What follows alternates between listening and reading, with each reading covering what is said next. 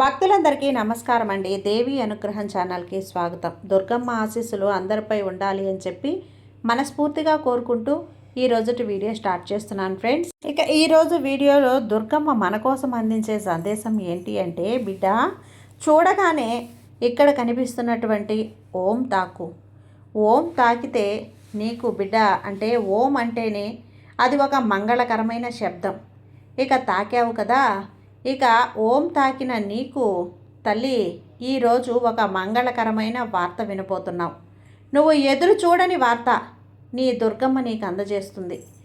ఈ రోజున నిన్ను వెతుక్కుంటూ ఆ శుభవార్త వస్తుంది. ఎదురు చూడు తల్లి. ఓపికగా ఉన్నావు కదా, అందుకైన బహుమానం నేను ఇవ్వబోతున్నాను. తల్లి, నీకు కోపం వచ్చినప్పుడల్లా ఒక్క విషయం గుర్తుంచుకో. మాట్లాడే మాట ఓపికగా గమనించి మాట్లాడు. ఆ తర్వాత అవసరం లేని కోపం నిన్ను కృంగతీసేస్తుంది. కోపం తగ్గించుకొని ఓపికగా ఉంటే జరగని పని కూడా తప్పకుండా జరుగుతుంది. నీ మనసు దృఢంగా లేకపోతే జరగాల్సింది కూడా జరగకుండా పోతుంది కదా. సమస్య వచ్చినప్పుడైనా సరే అప్పుడు దానికైనా పరిష్కారం వెతకాలి. కానీ అసలు కోప్పడితే ఏం లాభం చెప్పు. అసలు సమస్య ఏంటి అని నువ్వు గట్టిగా గుర్తిస్తే పరిష్కారం చాలా సులభంగా దొరికిపోతుంది. సమస్య అనేది నిన్ను ఆలోచించనీయకుండా మనసుని గాబరా పెట్టేస్తుంది. అమ్మా, దానిని జయించి నిదానంగా ఉంటే తీర్పు అనేది తప్పకుండా దొరుకుతుంది. ఏ పని చేసినా, ఏ పనిలోనైనా సరే నువ్వు ముందడుగు వేసినా ఆలోచించి చేస్తే చాలా మంచిది. ఈ లోకంలో కొరత లేని జీవితం ఎవ్వరికీ లేదు కదా. ఎవ్వరికీ కూడా, ప్రతి ఒక్కరికి కూడా ఏదో ఒక కొరత అనేది ఉంటుంది. కొరత లేకుండా ఉంటే మనిషే కాడు. ఎప్పుడూ కూడా సంతోషం మాత్రమే కావాలి అని, సంతోషం మాత్రమే అనుభవించాలి అని అంటే ఎలా చెప్పు.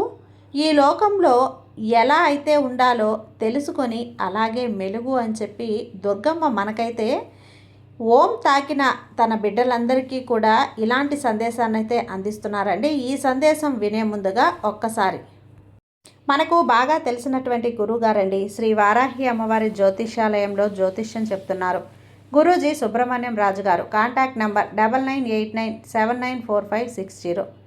ఈ గురువుగారు ఎలాంటి సమస్యనైనా సరే ఫోన్ ద్వారానే పరిష్కరించేస్తారు. నమ్మకంతో కాల్ చేయండి. నెంబర్ 1 గురూజీ స్త్రీ పురుష వశీకరణ స్పెషలిస్ట్. భార్యాభర్తల మధ్య కలహాలు రావటం, ప్రేమించుకున్న వారు దూరం అవ్వటం, మనశ్శాంతి లేకపోవటం, శత్రుపీడ, నరఘోష, నాగదోషం, శత్రు ప్రయోగాలు, ఆరోగ్య సమస్యలు, ఆర్థిక సమస్యలు, కుటుంబ సమస్యలు, మానసిక సమస్యలు మరియు ఎటువంటి సమస్యలనైనా సరే పూజల ద్వారా, పరిహారాల ద్వారా శాశ్వతమైన పరిష్కారాన్ని చూపిస్తారు గురూజీ సుబ్రహ్మణ్యం రాజు గారు. Contact number 9989794560. జై వారాహి అమ్మ. ఇక వీడియోలోకి వచ్చేస్తే, బిడ్డ ఒక సమయంలో కష్టం, మరొక సమయంలో ఆనందం, అలా ఉండటమే జీవితం.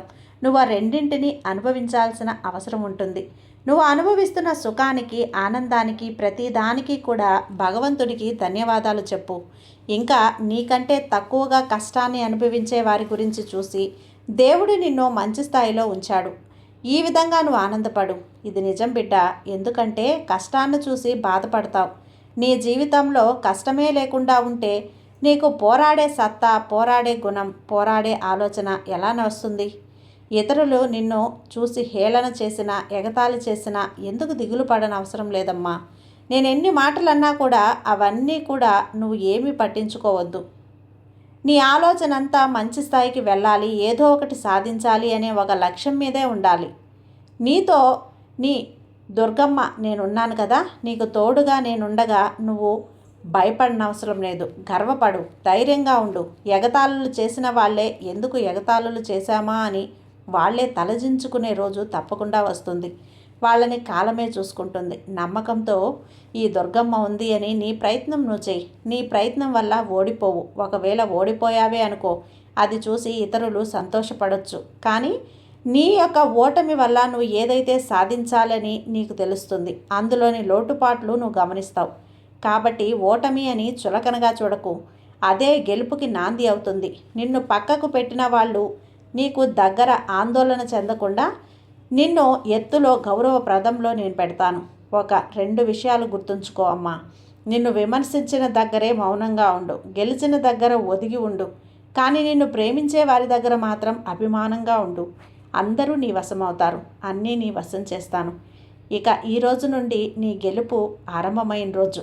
గుర్తుంచుకో బిడ్డ, నీ జీవితంలో అన్నీ ఉంటాయి, కానీ కొంతమందికి పిల్లలుండరు, ఎంతోమంది బాధపడుతూ ఉంటారు. కొంతమందికి సంపద ఉంటుంది, అలాగే రకరకాల వంటలు ఉంటాయి, కానీ తినటానికి వాళ్ళకి ఆరోగ్యం సరిగ్గా ఉండదు. అలా నీకు కాకుండా నీకు అన్నీ ఇచ్చాను కదా. నన్ను నమ్మేవారు మోసపోయిందే లేదు తల్లి. ఏ దేవుడు కూడా దండించడు, పిల్లల్ని ప్రేమిస్తాడు. నా భక్తులంతా నా బిడ్డలే.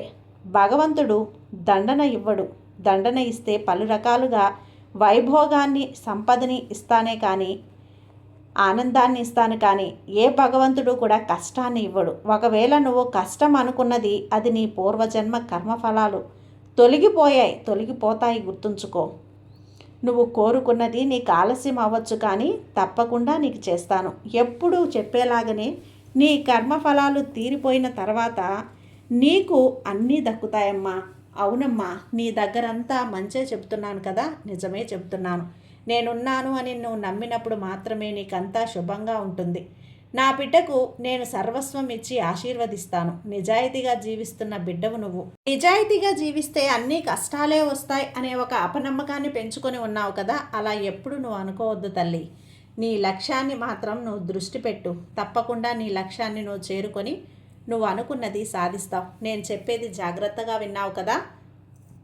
సరైన సమయంలో ఈ మాటలు విన్నావు కాబట్టే నీకు అదృష్టం తలుపు తట్టినట్లే. నీ లక్ష్యానికి గురిపెట్టి విజయం పొందు. నీకు వచ్చిన అడ్డంకులన్నింటినీ తొలగిస్తాను.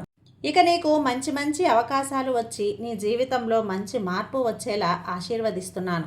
నువ్వు గెలుపు దారిలోనే ఉన్నావమ్మా. విజయం అనే దీపాన్ని నీ జీవితంలో నేను వెలిగిస్తాను కదా, కానీ దానిని ఆరనివ్వకుండా చూసుకునే బాధ్యత నీదే. నీ ప్రయత్నం నువ్వు ఆరంభించు.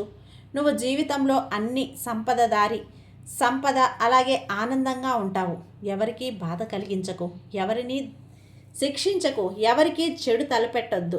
నీ దుర్గమ్మ నీకు సర్వస్వం ఇచ్చి నీకు శుభవార్తలతో నువ్వు నమ్మలేని జీవితాన్ని నీకు అందిస్తాను. ఈ దుర్గమ్మ నీతో ఉండగా నీకు భయమే ఎందుకు చెప్పు. ధైర్యంగా ఉండాలి.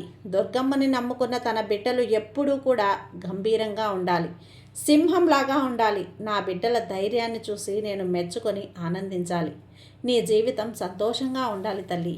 సర్వేజన సుఖినో భవంతు. జై దుర్గమ్మ.